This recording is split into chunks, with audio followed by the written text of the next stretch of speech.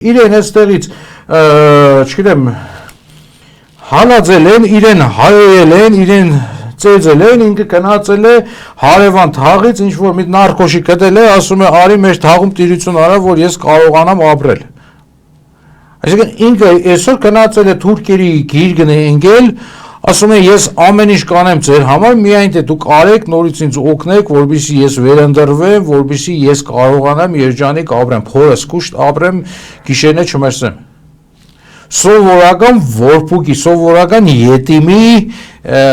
հոգեբանություն է, որը իր մեջից երբեք չի փոխվի։ Հանուն մի փոր հաց ես, մատը պատրաստ է ամեն ինչ ծախելու։ Նույնիսկ ես վերջերս ասում են, իհարկե մի քիչ հումորով ասում են, Նիկոլը չի խանդում իր կնոջը, որովհետև վաղուց խանդի հողնել է ծախել։ Այսինքն նույնիսկ այդ մի փոքր բան է իր մոտ չկա։ Այս մարդը ամեն ինչ ժամանակին ծախել է,